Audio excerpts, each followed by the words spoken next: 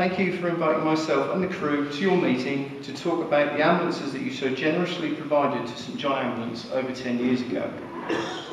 These ambulances have been worked very hard, and the vehicle outside has travelled 170,000 miles to date. When the Crusader ambulance was introduced, they were required to operate for 10 years and cover 250,000 miles, and some of our local fleet have covered nearer 280,000 miles since being introduced to service in 1999. Overall, our current fleet in Suffolk has a total of 2.2 million recorded miles. A key feature of these vehicles is that they are a multi-purpose design that can function as an ambulance, a first aid unit, for wheelchair transport, and as well as a community transport bus. And this particular vehicle has undertaken all those tasks by a few changes to the internal layout and some magnetic signage. This happens with all the 20 vehicles across the country that you provided. In Suffolk, ambulances are allocated to units and then leased back from them by our patient transport service.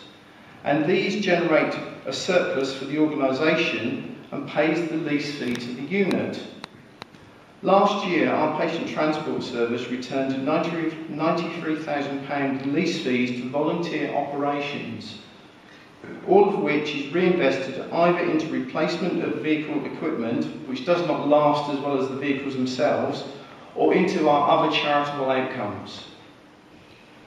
In this way, we ensure that an asset that now costs over £80,000 is fully utilised and not sitting, depreciating, and only being used for short weekend journeys where the investment is not maximised. This particular vehicle was originally based with Lowestoft Division and is now located with Chantry Division in Ipswich. In terms of this particular vehicle, we estimate that it has transported 800 to 900 patients. It has been used as a first aid unit approximately 80 times and has been used as a transport vehicle either for wheelchairs or as community bus some 200 times. The personnel that crew the vehicle in its ambulance role will have undergone considerable training in their own time and will either be patient transport attendants or emergency transport attendants.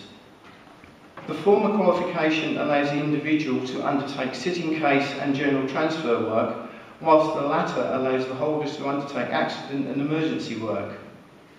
We also have qualified paramedics within our membership, and so depending on the event that we are covering, we can provide a full paramedic vehicle with drugs and complete cardiac monitoring facilities.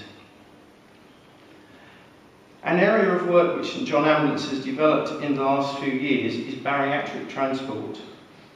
We provide a service both directly to clients and in support of the NHS to transport clinically obese patients to medical appointments and also in an emergency response role to them.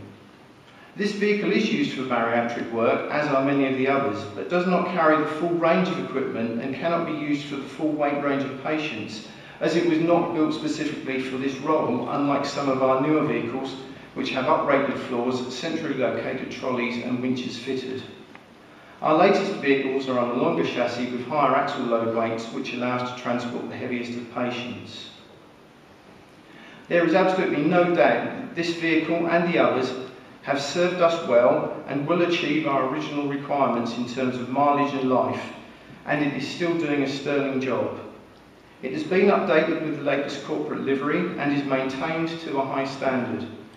As well as being mechanically sound, it also has to be kept at a high level of cleanliness with a regular regime that includes cleaning before and after each event, regardless of whether it is used or not, in between patients, and also with weekly and irregular deep cleaning regimes as well. Notably, this vehicle has done some long journeys, including a couple of repatriation trips abroad and more than one journey to Scotland. It was also involved in the major incident response at Felixstowe a few years ago when a mine was found relatively close to the shore and an emergency evacuation was being considered. Despite the efforts and commitment of our staff and volunteers, these vehicles do become tired, and there does come a point where we have to conclude that the amount of maintenance starts to exceed the surplus that the vehicle can generate. We're not at this point yet with this vehicle, but we are anticipating that it will achieve its 250,000 miles that we always intended. And as we move towards this, we are now at the point where we are starting to consider our route to generate the 80,000 that is needed to replace this vehicle, obviously replicated for other vehicles of this age. Replacing vehicles also allows us to incorporate the latest technologies in both patient care and in vehicle systems, which become more complex, and also ensures that we keep in line with the latest build standards and emission requirements. As an example, due to the age of this vehicle, we cannot run it into the London emission zone, and with many specialist hospitals and clinics in that area, newer vehicles have to be scheduled. What replacement will allow us to do will be to make this vehicle a more permanent first aid unit and remove an older vehicle from our fleet. These older Crusader ambulances still provide an excellent first aid unit without the rigours of long journeys and emergency response, so we can take much more life out of them in that way. In conclusion, these vehicles have proved to be a sound investment of charitable money, well utilised in the care of the sick and injured. And I thank you for allowing me to tell you all about it.